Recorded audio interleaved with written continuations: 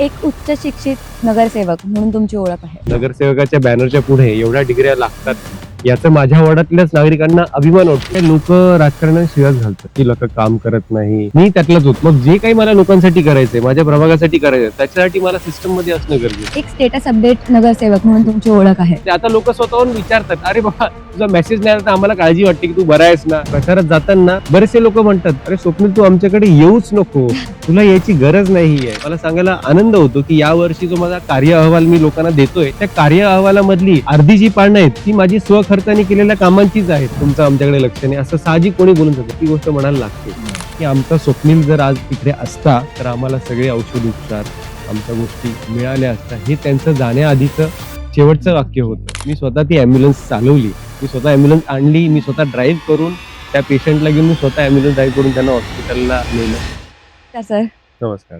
एक उच्च शिक्षित नगरसेवक म्हणून तुमची ओळख आहे. हम्म. मग तुमच्या या शैक्षणिक पार्श्वभूमीबद्दल थोडक्यात सांगाल का? हरे कृष्ण. नमस्कार सर्व नागरिकांना. नमस्कार. तुम्हाला देखील नमस्कार. उच्च शिक्षित नगरसेवक यासाठी म्हणतात की गेले 15 वर्ष मी राजकारणात आहे, पण माझं शिक्षण थांबवलेलं नाहीये. 2005 साली मी चांदीबाई कॉलेजमधनं BSc उत्तीर्ण झालो. त्यानंतर मी नोकरी केली. नोकरी आजही सुरू आहे. त्यानंतर MBAचं शिक्षण घेतलं.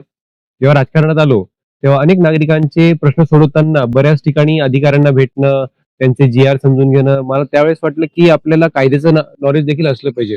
बरेच नागरिक त्यांच्या समस्या घेऊन, कौटुंबिक समस्या घेऊन माझ्याकडे येत होते. त्यामुळे मी LLB करण्याचा निर्धार केला. LLB पूर्ण केलं, LLM पूर्ण केलं आणि त्यानंतर योग ही आपल्या भारताने संपूर्ण जगाला दिलेली मोठी देणगी आहे. योगचा मोठा वारसा, त्याबद्दल मला आकर्षण निर्माण झालं. त्यामुळे मी योग शिक्षकचा देखील कोर्स पूर्ण केला. योग शिक्षक म्हणून काम करतो आणि नुकतंच मी ISO सर्टिफाईड ऑडिटर म्हणून काम बघतोय. तर सर्टिफिकेशन मी प्राप्त केलं. तर अशा अनेक डिग्र्या माझ्या नावापुढे लागतात. म्हणजे कुठल्याही नगरसेवकाच्या बॅनरच्या पुढे एवढ्या डिग्र्या लागतात याचा माझ्या वार्डातल्याच नागरिकांना अभिमान वाटतो की आमच्या वार्डातला नगरसेवक हा उच्च शिक्षित आहेत. हे लोक अभिमानाने लोकांना सांगतात आणि त्यामुळे मग वार्डातल्या नागरिकांमार्फत हा माझा प्रचार होतो. त्यामुळे संपूर्ण शहरात उच्च शिक्षित नगरसेवक म्हणून अशी माझी आपोआप ओळख त्याच्यामुळे निर्माण झाली आहे. उच्च शिक्षित तुम्ही आहात, म्हणजे शिक्षणाची आवड तुम्हाला पहिल्यापासून आहेच. पण मग राजकारणात काय यावं असं वाटलं? राजकारणात यावं असं वाटलं की राजकारण म्हणजे काय, लोक राजकारणात शिवास घालतात की लोक काम करत नाही. मी त्यातलाच होतो. नेहमी आपण तक्रार करतो, अरे हे नाही झालं, ते नाही झालं, हे असं व्हायला पाहिजे, तसं व्हायला पाहिजे. तर उपदेश देणारे लोक खूप असतात, पण प्रत्यक्ष काम करणारे माणसं खूप कमी असतात. मग जेव्हा राजकारणात गेलो तेव्हा मी हा विचार केला की आपण देखील इतरांवरती टीका करणं, यांनी हे नाही केलं, त्यांनी नाही केलं, त्याच्याशिवाय मी माझ्या लोकांसाठी काय करू शकतो, मी स्वतः काय योगदान देऊ शकतो, लोकांचं भलं मी कोणत्या प्रकारे करू शकतो. शेवटी लोकशाहीमध्ये तुम्हाला काही बदल घडवायचा असेल तर त्या सिस्टम मध्ये तुम्ही जाणं गरजेचं आहे. तुम्ही बाहेर राहून काही करू शकत नाही. मग जे काही मला लोकांसाठी करायचंय, माझ्या प्रभागासाठी करायचंय, त्याच्यासाठी मला सिस्टम मध्ये असणं गरजेचं आहे. म्हणून मी राजकारणात आलो की आपल्याला लोकांसाठी काही करायचं असेल तर आपलं राजकारण हा त्यातला एक मार्ग आहे. त्या मार्गावरती केलो तर आपण बरीचशी लोकांशी कामं करू शकतो, लोकांच्या अडचणीला थांबवू शकतो, विकास कामं करू शकतो. तर राजकारण त्याच्यासाठी मी निवडलं. एक स्टेटस अपडेट नगरसेवक म्हणून तुमची ओळख आहे. मग स्टेटस अपडेट नगरसेवक म्हणजे काय? बघा, आजचं डिजिटल युग आहे, बरोबर. पूर्वी कसं कुठली तक्रार द्यायची म्हणजे ते नगरसेवकाच्या घरी तुम्ही सकाळी जा, त्याच्या ऑफिसला फेऱ्या मारा, मग अर्ज द्या, तक्रार करा, अशी पद्धत होती. आज सगळं युग डिजिटल आहे, ठीक आहे. तर माझ्या प्रभागात लोकांना मी सांगू इच्छितो की त्यांना माहित असेल की कधीही लाईट गेल्यानंतर लोक आपोआप त्यांचा मोबाईल काढतात आणि बघतात की स्वप्नील बागुलचा मेसेज आलाय की नाही, त्यांचा स्टेटस अपडेट की नाही. ही सवय लोकांना अशी लागली आहे की ती का लागली की कुठली लाईट जावो, पाणी जावो, इतर कोणती समस्या असो, लोकांना माहितीये की दुसऱ्या मिनिटाला स्वप्नील बागुल त्या ठिकाणी असेल. स्वप्नील बागुल पूर्ण माहिती देईल की नक्की काय अडचण झाली आहे, काय प्रॉब्लेम झाला आहे, आणि ती माहिती मिळाली तर लोकांना निर्धार वाटतो. म्हणजे काळजी वाटत नाही, चला बाबा लाईट गेली आहे तर स्वप्नीलचा मेसेज आलाय, अर्ध्या तासाने लाईट येणार आहे, लोक निश्चिंत होतात. नाही तर पूर्वी कसं व्हायचं की लाईट गेले, माहित नाही प्रॉब्लेम काय, माहित नाही कधी येणार, माहित नाही, काहीच माहित नसायचं. आज ही सवय लोकांना लागली आहे. त्याच्यामुळे लोकांनी ते नाव दिले की कुठली समस्या झाली तर पहिलं काय बघायचं की स्वप्नील बागुल यांचा मेसेज आलाय की नाही, त्यांचा स्टेटस अपडेट झालाय की नाही, हे पाहायचं. आणि ही जी सवय लोकांना लागली, ही चांगली सवय, म्हणजे लोकांना आवडते. आता लोक स्वतःहून विचारतात, अरे बाबा तुझा मेसेज नाही आला तर आम्हाला काळजी वाटते की तू बरा आहेस ना. म्हणजे कधी काय समस्येने मेसेज पाठवला नाही तर लोकांची चिंता पण असते की तुझा अपडेट नाही आला म्हणजे तू ओके आहेस ना. तर स्टेटस अपडेटचा अर्थ असा की कोणती समस्या असली की 2 ते 3 मिनिटांमध्ये आपल्याकडनं लोकांना माहिती जाणं की काय प्रॉब्लेम आहे आणि कधी सॉल्व्ह होणार, ते प्रॉब्लेम सॉल्व्ह करायला संपूर्ण त्याचा पाठपुरावा आणि काम पूर्ण होईपर्यंत आपण तिकडे थांबणं, हे स्टेटस अपडेटचा अर्थ आहे. आपण जिथे राहत असतो किंवा आपण जिथे काम करत असतो हम्म. त्या परिसराबद्दल किंवा तिथल्या लोकांबद्दल आपल्या मनात एक वेगळी भावना असते. हम्म. तर अंबरनाथच्या किंवा तुमच्या आजूबाजूच्या प्रभागातल्या लोकांबद्दल तुमची काय भावना? लोकांबद्दल भावना अशी आहे की राजकारणी ठीक आहे, ही तर एक ओळख आहेच. पण गेल्या 15 वर्षामध्ये अनेक लोकांच्या संपर्कात आलो. अनेक लोकांचे आशीर्वाद मिळाले. अनेक लोकांशी नातेसंबंध जोडले. म्हणजे काही नाती अशी असतात की ते आपल्या रक्ताच्या नातींपेक्षा पण घट्ट नाती असतात. एवढे ऋणानुबंध जोडले. त्यामुळे 15 वर्ष राजकारणी म्हणून काम करताना फक्त राजकारण हा विषय नाहीये. अनेक लोक जोडली गेली. अनेक लोकांचं प्रेम मिळालं. आज मला सांगावसं वाटतं की प्रचारात जाताना बरेचसे लोक म्हणतात, "अरे स्वप्नील, तू आमच्याकडे येऊच नको. तुला यायची गरज नाहीये." असे प्रतिसाद देतात. ते का देतात? की त्यांच्याशी आपण गेले 15 वर्ष ते संबंध जोपासलेत. त्यांचं प्रेम मिळवलं, आशीर्वाद मिळालं. तर ही एक भावना आहे की 15 वर्ष राजकारण करताना अनेक नातेसंबंध जोडली. आणि ती का जोडली? की प्रत्येक वेळेस त्यांच्या सुख-दुःखामध्ये सर्वात पहिले जो व्यक्ती उपस्थित असायचा तो म्हणजे स्वप्नील बागुल. हे त्यांनी गेले 15 वर्ष अनुभवले. तर हा एक चांगला अनुभव आहे. अर्थात जग आहे. आपण म्हणतो ना, पाची बोटं सारखी नसतात. बरोबर. वाईट अनुभव देखील असतात, की काही लोकांसाठी आपण जीव ओतून काम करतो. त्यांच्या प्रत्येक गोष्टीला आपण जातो. पण कधी-कधी ती लोकं आपल्याला गरज असताना साथ देत नाही. असे देखील अनुभव आहेत. पण आपण आयुष्यात चांगलं पुढे घेऊन जायचं, वाईट मागे सोडायचं, ही आपण वृत्ती ठेवली आहे. त्यामुळे नक्कीच 15 वर्षात लोकांशी अतिशय जिव्हाळ्याचे, प्रेमाचे संबंध प्रस्थापित केले, याचा मला देखील आनंद आहे. आणि तो आयुष्यभरासाठी आहे. म्हणजे मी राजकारणात असलो नसलो तरी ज्यांच्याशी माझे संबंध जोडले आहेत ते आयुष्यभरासाठी असतील. गेली 10 वर्ष आपल्याकडे निवडणुका झाल्याच नाहीयेत. म्हणजे कोणतं एक भक्कम पद नव्हतं. आणि जेव्हा आपल्याकडे एक भक्कम पद नसतं, तेव्हा आपल्याला काही विकासाची कामं करण्यासाठी आपण म्हणूया स्वखर्चातनंच ती कामं करावी लागतात. कारण राजकारण म्हणजे एक समाजकारण आहे. हो. आणि समाजकार्य आपल्याला कधी-कधी स्वखर्चातनंही करावं लागतं. तर अशी स्वखर्चातनं तुम्ही कोणती कामं केली आहेत? 2010 ते 15 मी नगरसेवक होतो. 2015 ते 25 या काळात मी नगरसेवक नव्हतो. पण जसं मी म्हटलं, की 2010 ते 15 मध्ये लोकांना माझी इतकी सवय झाली, की प्रत्येक गोष्टीला सगळ्यात पहिला फोन मलाच ते करणार. कुठलंही काम असो, मलाच फोन करणार. अशा वेळी एखादा व्यक्ती आपल्याकडे कुठली समस्या घेऊन येतो, तर आपण त्याला नाही म्हणू शकत नाही, की हे माझ्याकडनं होणार नाही किंवा मी पदावरती नाहीये. तर गेले 10 वर्षात मी कधीच असं कोणाला म्हटलं नाही, की मी पदावरती नाहीये. आपण एखादी गोष्ट आपल्याकडे आली, तर लोकांच्या अपेक्षा देखील असतात. मी नगरसेवक नसल्याने मला कुठला निधी मिळत नव्हता. पण लोकांच्या अपेक्षा पूर्ण करणं हे माझं कर्तव्य होतं. मला सांगायला आनंद होतो, की यावर्षी जो माझा कार्य अहवाल मी लोकांना देतोय, त्या कार्य अहवालामधली अर्धी जी पानं आहेत, ती माझी स्वखर्चाने केलेल्या कामांचीच आहेत. वाह! आता आपण ज्या ठिकाणी बसलो आहे, हे वर्षा कॉम्प्लेक्सचं उद्यान आपण पाहतो. हे देखील मी स्वखर्चाने बनवलेलं आहे. म्हणजे बिल्डरनी इकडे जागा दिली, ही जागा कचराकुंडी होती. त्या ठिकाणी मी स्वतःच्या पैशानी हे गार्डन उभारलं. आज लोक इकडे आनंद घेतात. संध्याकाळी लोक येतात, महिला येतात, सकाळी व्यायाम करायला येतात. हे असं आपण वर्षा कॉम्प्लेक्सचं हे उद्यान बनवलंय.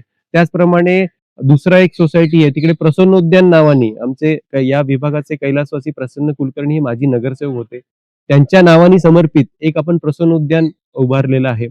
स्वखर्चाने आपण प्रत्येक वाढदिवसाला सीसीटीव्ही कॅमेरे आपण बसवतो. प्रमुख चौकांमध्ये आपण दरवेळी सीसीटीव्ही कॅमेरे बसवतो. काही ठिकाणी इमारतींमध्ये आपल्याला तेकट लादी वगैरे बसवायच्या असतात, सुशोभीकरण करायचं असतं. ते आपण काम केलेलं आहे. दरवर्षी आपण स्वखर्चाने विद्यार्थ्यांना शैक्षणिक साहित्य वाटप करतो. अशी यादी खूप मोठी आहे स्वखर्चाने केलेल्या कामांची. आणि ती का आहे? ती माझ्या लोकांसाठी आहे. माझ्या लोकांचं आयुष्य सुकर होण्यासाठी आहे. आणि माझ्या लोकांच्या माझ्याकडनं त्या कामाबद्दल अपेक्षा आहेत. म्हणून आपण स्वखर्चाने कामं केली. नाहीतर 10 वर्षात मी एकही काम केलं नसतं, आज मी निवडणुकीला सामोरं जाऊ शकलो नसतो. बरोबर. लोकांनी केला असता प्रश्न, "बाबा तू 10 वर्ष काय केलं आमच्यासाठी?" आजही कोणी म्हणू शकत नाही. का? की माझ्याकडे निधी नसताना देखील मी जिथे गरज असेल तिथे स्वखर्चाने कोणतीही काम असो, म्हणजे अगदी छोटं पाईपलाईन कोणाची तुटली आहे, ती देखील आपण स्वखर्चाने केली. किंवा असं मोठं उद्यान केलं, ते देखील स्वखर्चाने केलं. तर छोटं काम असो, मोठं काम असेल, जिथे तिथे शक्य आहे तिथे आपण स्वखर्चाने सगळी कामं केलेली आहेत. म्हणून लोक आपलं त्याबद्दल कौतुक करतात. म्हणजे हे सगळं दिसतंच आहे कारण मी आल्या पण पहिले हे सगळं पाहिलं. हो. आणि आल्यावर मी एक वाक्य पण ऐकलं, रयतेसाठी धावून जाणारा नेता किंवा रयतेसाठी धावून जाणारा नगरसेवक. तर तुम्ही प्रत्येक वेळी जनतेच्या किंवा लोकांच्या मदतीसाठी, त्यांच्या समस्येमध्ये तुम्ही धावून गेलात, त्यांना मदतीसाठी गेलात. याबद्दल तुमचे अनुभव काय होते? रात्रीचे 2 वाजले ना, तरी लोक अगदी कॅज्युअली फोन करतात. म्हणजे ऍक्च्युली बघायला 2 ही झोपायची वेळ असते Correct. कोणाची. पण लोकांना माहिती की रात्रीचे 2 जरी वाजले आणि त्या काही अडचणीत असतील तर कोणाला फोन करायचा. हम्म. 2 वाजता देखील रात्री अगदी कॅज्युअली फोन करतात. कधी कधी अशी इमर्जन्सी असते, रात्री कोणाला बरं नसतं, कोणाला डॉक्टर हवे असतात, तर पहिला फोन मला करतात. का? त्यांना माहिती आहे की धावून कोण येणार आहे पहिले. Correct. इतर लोकांना तुम्ही 4दा फोन करा, 5दा, 2 वाजता कोण पिकअप पण नाही करणार. मी रात्री 2ला देखील पहिल्या रिंगला फोन पिकअप करतो.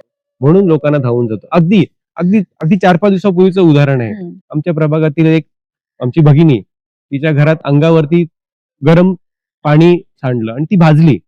दुसऱ्या मिनिटाला त्या बिल्डिंग मधल्या लोकांनी मला फोन केला. तिसऱ्या मिनिटाला तिकडे गाडी गेली, अँब्युलन्स गेली. चौथ्या मिनिटाला त्या भगिनीला हॉस्पिटलमध्ये ऍडमिट केलं. त्याच्या आधी 10 दिवसापूर्वी रात्री साधारण 11:30 वाजता एक राजकीय कार्यकर्तेच आहेत, त्यांचा मला फोन आला, "अरे स्वप्नील, मला बरं नाहीये, मला चक्कर येतायत." त्यांचं बीपी 180 होतं. जेव्हा त्याला नेलं तर 180 बीपी होतं. त्यांना आपण ऍडमिट केलं. त्यांच्या घरी कोणीही नव्हता. त्या एकट्या महिला घरी होत्या. त्यांना आपण ऍडमिट केलं. त्यांचा पूर्ण खर्च केला आणि दुसऱ्या दिवशी रात्री त्यांचे घरचे लोक आले. मग ही जी धावून येणारा कोण आहे? मी आहे. म्हणून ही ओळख निर्माण झाली की कुठल्याही वेळी आपण लोकांच्या पहिले पोहोचतो तिथे. बघा, नगरसेवक म्हणजे ते रस्ते बनवणं, गटर बनवणं, कामं करणं हे आहेच. बरोबर. ठीक आहे, त्या आपल्या मूलभूत गरजा आहेच. पण संकटात जेव्हा आपल्याला गरज असते त्यावेळी आपल्या पाठीशी किंवा आपल्या आधार द्यायला कोण आधी येतं किंवा कोण आधी येऊ शकतं, ही लोकांच्या मनात जी भावना बिंबवली गेली आहे ना, ती हीच की संकटात धावून येणारा व्यक्ती म्हणजे स्वप्नील. म्हणजे एक कुटुंबातला एक घटक किंवा आपल्या कुटुंबातली एक व्यक्ती आहे आता. हम्म. म्हणजे आता एक तुमची ओळख जनतेसाठी धावून जाणारा नगरसेवक म्हणून नाही, तर आपल्या कुटुंबातील व्यक्ती म्हणून आहे अशी म्हणावी लागेल मला. हो, हक्काने लोक बोलवतात, फोन करतात आणि ते आपला म्हणूनच करतात. राजकीय लोकांना शिव्या दिल्या जातात, नावं ठेवली जातात किंवा काहीही करत नाही असं म्हटलं जातं. पण त्याच वेळी जेव्हा असे आशीर्वादाचे हात किंवा आशीर्वादाची थाप आपल्यावर पडते, तर तो एक क्षण खूप महत्वाचा असतो. हो. तसे क्षण तुमच्या आयुष्यात कोणते? माझ्या प्रभागाचं नाव प्रभाग क्रमांक 24 आहे आणि आम्ही ती टॅगलाईन बनवली की 24 तास लोकांसाठी काम करणारा नेता. ठीक आहे. तरी देखील कधी कधी कोणी म्हणतच ना, तुमचं आमच्याकडे लक्ष नाही, असं साहजिक कोणी बोलून जातं. ती गोष्ट म्हणायला लागते. बरोबर. कारण की 24 तासातले आपण 6 ते 7 तास मी झोपतो, बाकी इतर वेळ हा कोणाला देतो? लोकांसाठीच देतो ना. त्यामुळे असे काही अनुभव असतात. पण जेव्हा कौतुकाची थाप मिळते तेव्हा आपल्याला कळतं की काही लोक आपल्याला निस्वार्थीपणे प्रेम करतात. भले आपण त्यांचं एखादं काम नाही केलं, पण त्यांना माहिती आहे की हा व्यक्ती प्रामाणिक आहे, प्रामाणिक प्रयत्न करतो आणि आपल्यासाठी प्रामाणिकपणे काम देखील करेल. तर त्या भावनेने ते कौतुकाची थाप देतात, आशीर्वाद देतात. तेव्हा नक्कीच छान वाटतं की बघा, प्रत्येक गोष्टीचं मोल हे आपलं पैशांमध्ये नसतं. आशीर्वाद तुम्ही कोणाचे विकत नाही घेऊ शकत. बरोबर. तर ते आशीर्वाद लोकांकडनं प्रेमाने, त्यांच्या स्वेच्छेने मिळतात. तेव्हा नक्कीच आनंद येतो आणि आशीर्वाद देणाऱ्याची संख्या असंख्य आहे. याचा मला देखील अभिमान आहे. एखादा चांगला अनुभव तुम्ही सांगू शकता असं? चांगले अनुभव हेच की अशी काहीतरी घटना, अशी कधी घटना आहे पण चांगली? आहेत घटना. आयुष्यात आपल्या काही घटना त्या आयुष्यभरासाठी लक्षात राहतात. कोविडचा काळ होता. कोविडच्या काळामध्ये दुसऱ्या लाटेमध्ये मला देखील कोविड झाला होता आणि त्याच वेळी माझ्या अत्यंत काही जवळच्या व्यक्ती यांना देखील कोविड होता. नवरा बायको दोघेही ऍडमिट होते आणि मी देखील ऍडमिट होतो. तर त्यावेळेस आपल्याला सगळ्यांना औषधांची, रेमडेसिवीर किंवा इतर औषधांची गरज होती. आज ते हयात नाहीयेत, दोन्हीही हयात नाहीयेत. त्याचं मला खूप दुःख आहे. पण त्यांच्या पश्चात त्यांची जी देखभाल करत होते, त्यांनी मला एक गोष्ट सांगितली, जी मला आजही स्मरणात आहे. जेव्हा ते ऍडमिट होते, तेव्हा त्यांचे असे वाक्य होते, की आमचा स्वप्नील जर आज इकडे असता, तर आम्हाला सगळे औषध उपचार, आमच्या गोष्टी मिळाल्या असत्या. हे त्यांचं जाण्याआधीचं शेवटचं वाक्य होतं. तर त्या गोष्टीची मला खल आहे, की मला कोविड झाला नसता तर मी कदाचित त्यांच्यासाठी धावलो असतो, पळलो असतो आणि त्यांचे देखील जीव वाचलो असतो. असे काही अनुभव आहेत. एक अनुभव असा आहे, की एका ठिकाणी ॲक्सिडेंट झाला होता. त्या ॲक्सिडेंटमध्ये आई आणि मुलगा हे दोघेही जखमी झाले आणि त्यांना आम्ही इकडच्या जवळच्या हॉस्पिटलला नेलं. ते म्हणाले, की "बाबा इकडे यांना ठेवू शकत नाही. एमर्जन्सी तुम्ही दुसऱ्या हॉस्पिटलला हलवा." त्यावेळी ॲम्ब्युलन्स उपलब्ध नव्हती. ठीक आहे. ॲम्ब्युलन्स मी 4 लोकांना फोन केला. सगळ्यांच्या कुठे बाहेर होता. एक ॲम्ब्युलन्स आम्हाला मिळाली. त्या ॲम्ब्युलन्सवाल्याने सांगितलं, की "ॲम्ब्युलन्स आहे पण ड्रायव्हर नाहीये.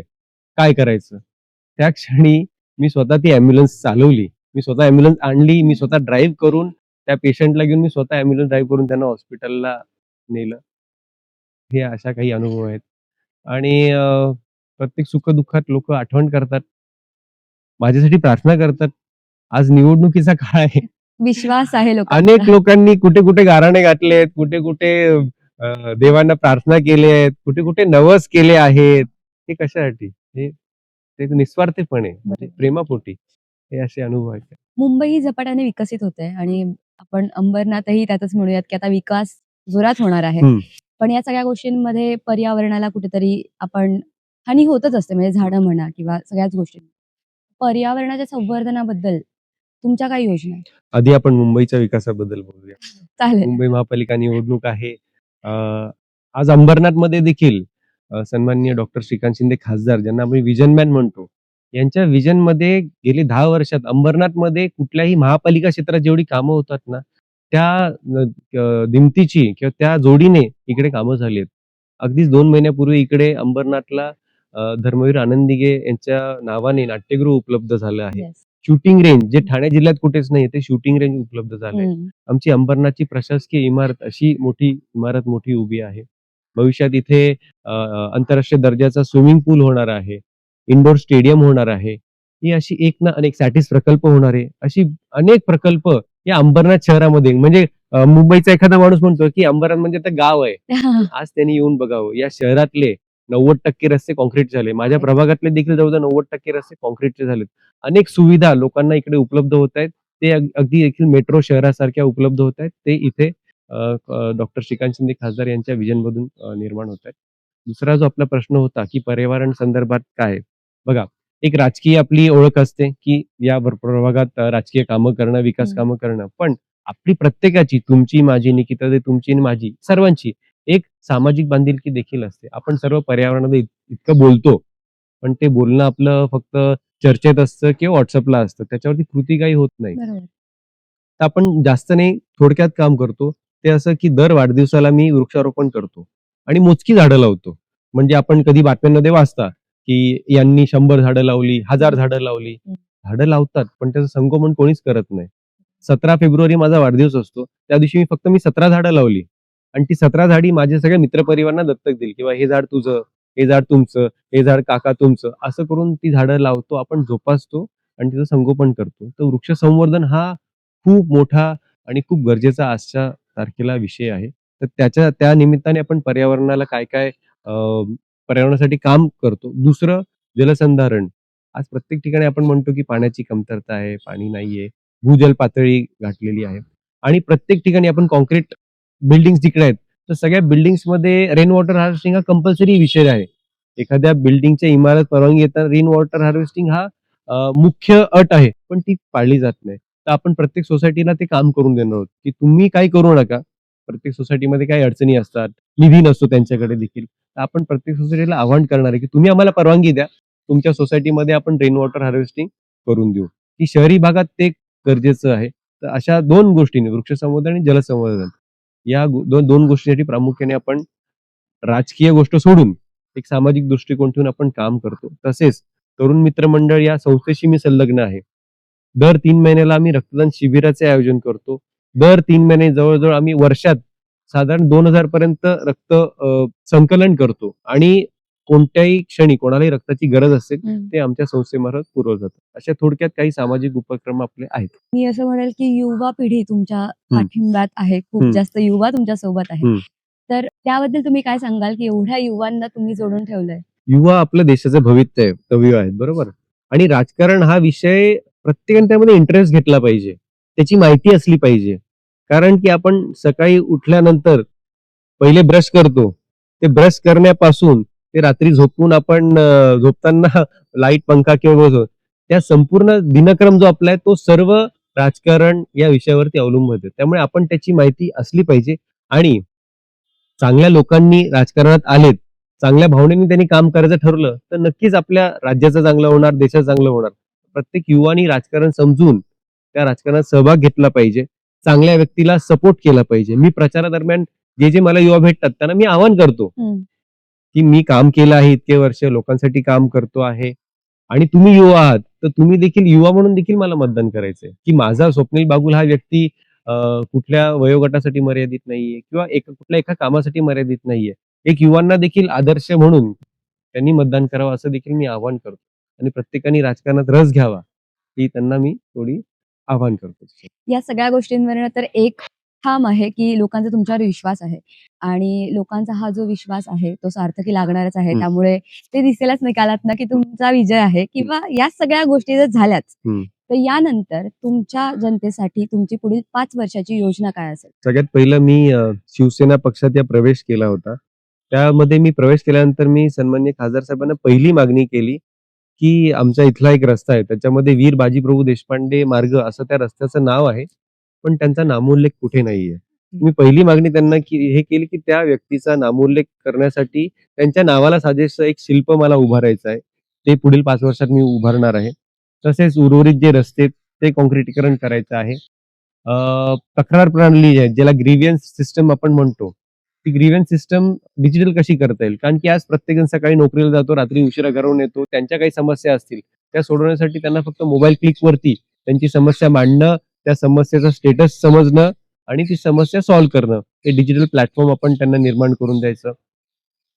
आणि ज्या काही शासकीय योजना असतील, त्यांचा पुरेपूर लाभ माझ्या प्रभागातील नागरिकांना कसा होईल, हे पाहणं. अंबरनाथ शहरात भविष्यात ज्या वास्तू उभ्या राहणार आहेत, त्या वास्तूंचा माझ्या प्रभागातील नागरिकांना कसा उपयोग होईल, ते करायचं आहे.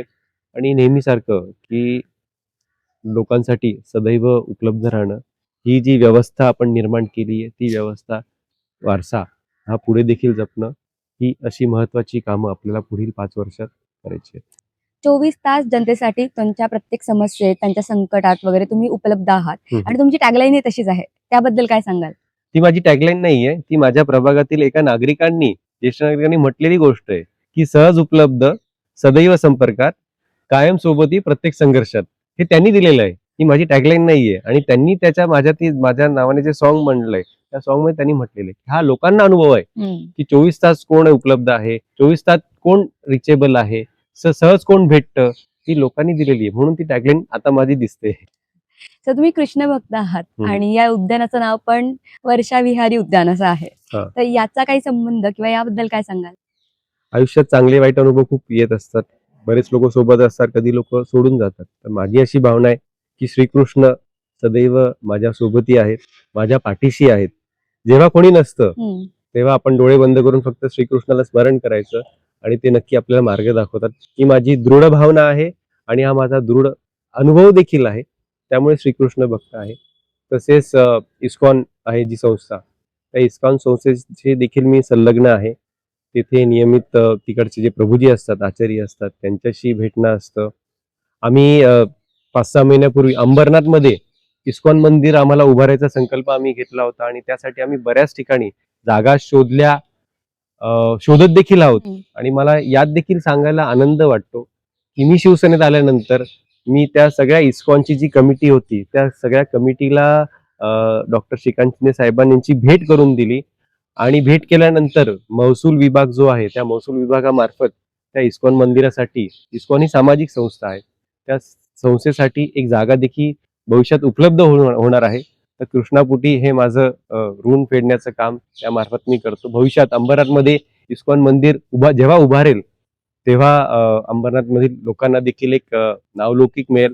अंबरनाथमध्ये प्राचीन शिवमंदिर आहेच. हं. त्यामुळे कुठलाही इकडे भाविक आला, तर त्याला भाविकाला शिवमंदिर, इस्कॉन मंदिर आणि इतर आपल्या शहरातली एक शहराची जी ओळख आहे, देवळांचं शहर किंवा प्राचीन बरोबर. शिवमंदिर अशी ओळख निर्माण होणार आहे. इस्कॉन मार्फत विविध उपक्रम जे राबवतात, ज्या ठिकाणी अन्नदान असते, आरोग्य सेवा असते, त्या सेवांमध्ये देखील मी सामील असतो. आणि अर्थात जिथे-जिथे जिकडे स्वखर्चाने मला काम करायचं तिकडे मी नाव देऊ शकतो. एखादं काम आपण नगरपालिका निधीतनं करतो हं. त्यावेळेस बंधनं असतात. जिकडे मी स्वखर्चाने नाव दिलं, त्यामुळे इकडे वर्षा विहारी उद्यान जे श्रीकृष्णाशी संलग्न आहे, म्हणून ते नाव दिलेलं आहे. तुम्ही योग अभ्यास केलाय. हां. योग शिक्षक म्हणूनही काम करतात. तर याबद्दल तुम्ही सेवा कशी योगाचा मला कोविडमध्ये सांगू इच्छितो अनुभव, की कोविडमध्ये लोकांना जो त्रास होता, मुख्यतः श्वसनाचा त्रास होता. बरोबर. ज्याची श्वसन क्षमता चांगली होती त्याला ते रोग होत नव्हते. तर योगद्वारे आपण कोविडच्या दरम्यान अनेक लोकांचे योग वर्ग घेतले. त्यावेळेस तर आपल्याला प्रत्यक्ष आपण घेऊ शकत नव्हतो. तर ऑनलाईन मार्फत आपण योग वर्ग घेतले, की जेणेकरून त्यांना श्वसनाचे त्रास होणार नाही. अनेक लोकांना त्याचा फायदा झाला. मी स्वतः योग शिक्षक असल्याने योग वर्ग भरवतो. कृष्ण कुटीर योगधाम असं माझ्या या वर्गाचं नाव आहे आणि बरेच लोक त्याच्याशी जोडलेले गेलेले आहेत. तसेच मला सांगायला अभिमान वाटतो की मी ज्या शाळेत शिकलो, सुशीलाताई दामले विद्यालय, या शाळेत माझं शिक्षण झालं. तेथील जे शिक्षिका आहेत, प्रभुदेसाई मॅडम, आठवले मॅडम आणि इतर मॅडम, यांनी मला योग दिवसाच्या दिवशी तिकडे मला व्याख्यान द्यायला बोलवलं. म्हणजे तेथील जे विद्यार्थी होते त्या विद्यार्थ्यांना मी स्वतः व्याख्यान दिलं. आणि योग हा फक्त फक्त शरीराचा विषय नाहीये. योग हा आपल्याला मानसिक आणि शारीरिक या दोन्ही लेवलवरती आपल्याला योग्य आरोग्य मिळवून देतो. तर एकाग्रता आणि शिक्षण याचा योगाद्वारे एकाग्रता शिक्षण कसा परिणाम होतो या विषयावरती मी व्याख्यान दिलं. तर योग शिक्षक असल्यामुळे लोकांचं आरोग्य सुधारणं आणि योगाचे फायदे लोकांना कसे होतील त्यांच्या दैनंदिन जीवनामध्ये यासाठी आपण प्रयत्न करत असतो आणि कोणतीही आपण त्याच्यासाठी फी आकारत नाही. जे आपलं योग ही भारताने जगाला दिलेली एक मोठी देणगी आहे आणि त्याचा प्रसार आणि त्याचा फायदा आपल्या लोकांना झाला नाही तर मग त्या आपल्या ज्ञानाचा उपयोग काय, ही गोष्ट मी लक्षात ठेवून अनेक लोकांना त्या योगाबद्दल आवाहन करतो, त्यांना योग करायला सांगतो आणि त्याच्याबद्दल मार्गदर्शन करतो. सध्या निवडणुकांचा वार आहे आणि निवडणुकीच्या पार्श्वभूमीवर जर तुम्हाला काही आवाहन करायचं असेल जनतेला तर तुम्ही काय कराल? जनतेला हेच आवाहन करेल की पद नसताना गेली 10 वर्ष सगळ्यांसाठी काम करतोय. कधीही कुठली तक्रार केली नाही की माझ्याकडे पद नाहीये, काम होणार नाही. सलग 10 वर्ष पद नसताना काम करतोय. तर एखादी व्यक्ती पद नसताना असं काम करू शकतो. आपण त्याला पुन्हा पदावरती बसण्याची संधी दिलीत, काम करण्याची संधी दिली, तर पूर्वीपेक्षा अधिक जोमाने आपण त्या पदाला न्याय देण्याचं काम जबाबदारीने आपण करणार, हे लोकांना सांगू इच्छितो. तसेच आज मी ज्या शिवसेना पक्षामध्ये आहे, पूर्वी मी इतर पक्षामध्ये होतो. आज शिवसेना पक्षामध्ये असल्यामुळे मुख्य प्रवाहात आलो आहे. अनेक लोकांची इच्छा होती. जेव्हा मी शिवसेना पक्षात प्रवेश केला त्यावेळेस लोकांनी पेढे वाटले. ते का वाटले की आनंदाने त्यांनाही आनंद आला की स्वप्नील बागुल हा आता मुख्य प्रवाहात आला आहे. शेवटी बघा, आपण एखाद्या सत्ताधारी पक्षात आलो तर त्याचा उपयोग फक्त त्या व्यक्तीला होत नाही, त्या प्रभागातील नागरिकांनाही होत होता. होईल म्हणजे की पूर्वी सत्ताधारी पक्षामध्ये असल्यामुळे पूर्वी माझी 4 कामं होत होती. आज मी शिवसेनेत गेल्यामुळे माझी 10 कामं होतील. एखादी समस्या सोडवण्यासाठी मला जर आंदोलन करावं लागत असेल, आता मी त्या पक्षात असल्यामुळे माझं काम ते आणखीन सोप्या पद्धतीने होणार आहे. त्याच्यामुळे शिवसेना पक्षामध्ये येथील स्थानिक आमदार शिवसेनेचे आहेत, खासदार शिवसेनेचे आहेत. त्यामुळे नगरसेवक देखील आपण शिवसेनेचे निवडून दिले तर ती सलग चेन फॉर्म होते आणि कामं करायला कुठली अडचण येणार नाही. त्यामुळे आपण सर्वांनी गेले 15 वर्षाचा आपला अनुभव, प्रत्येकाला आलेला अनुभव, चांगले अनुभव म्हणतोय मी, वाईट अनुभव नसतील अशी मला खात्री आहे. तर चांगले अनुभव, एक चांगली जबाबदार व्यक्ती आणि तुमच्यासाठी नेहमी काम करणारे व्यक्ती म्हणून त्यांनी मला संधी द्यावी पूर्ण, हीच मी त्यांना आवाहन करू इच्छितो. स्वप्नील बागुल म्हणजे लोकांच्या मनातला नगरसेवक अशी चर्चा आहे. याबद्दल काय सांगाल? खरं तर आमचे मित्र आहेत, पत्रकार आहेत, पांडुरंग रानडे. त्यांचं दैनिक आहे अंबरनाथ जनमत. त्यांनी माझ्यावरती तो एक लेख लिहिलाय आणि त्या लेख जो लिहिलाय त्याचं टायटल त्यांनी दिलंय की लोकांच्या मनातला नगरसेवक आजही स्वप्नील बागुल. जसं आपण याआधी सांगितलं की 10 वर्ष मी नगरसेवक नव्हतो, पण लोक मला नगरसेवक समजूनच कामं सांगत होती आणि आता देखील प्रचारात तेच होतंय की लोकांचं तेच म्हणणे, तू विजयी झाला आहेस, तू येऊ नकोस, तू दुसरीकडे लक्ष दे, इथे येऊ नको, असे आत्मीयतेने लोक सांगतात. म्हणून ते म्हणतात की लोकांच्या मनातला नगरसेवक. काही लोक तर तू विजयी झालात असंही सांगतात. पण प्रत्येक आपण जी परीक्षा देतो ती परीक्षा देणं आणि निकालाची वाट पाहणं ही आपली जबाबदारी असते. त्याच्यामुळे त्या जबाबदारीसाठी आपण वाट पाहूया. धन्यवाद. खरंच छान झाली मुलाखत. कारण लोकांच्या मनातलं एक आदर्श व्यक्तिमत्व कसं असतं हे खरंच तुमच्याशी बोलून समजलं आणि त्याचा सगळ्या गोष्टींमध्ये एक म्हणू शकतो एक पडसाद उमटलेत. पुढील वाटचालीसाठी खरंच शुभेच्छा. धन्यवाद निकिताजी. मला देखील खूप छान वाटलं. मी तुम्हाला एवढंच सांगू इच्छितो की एक व्यक्ती म्हणून आम्ही ग्राउंड लेव्हलला काम करणारी माणसं, सकाळी उठून उन्हात फिरणारी माणसं, मातीत फिरणारी माणसं. त्याच्यामुळे तुम्ही तरबेजात मुलाखत घेण्यामध्ये, तर माझ्याकडनं बोलताना काही चुकलं असेल, मी लोकांना देखील सांगतो की बोलताना मी काही चुकलो असेल, पण तुमचं काम करताना मी कधीही चुकणार नाही, एवढं मी लोकांना सांगू इच्छितो आणि आपले देखील धन्यवाद म्हणतो. धन्यवाद.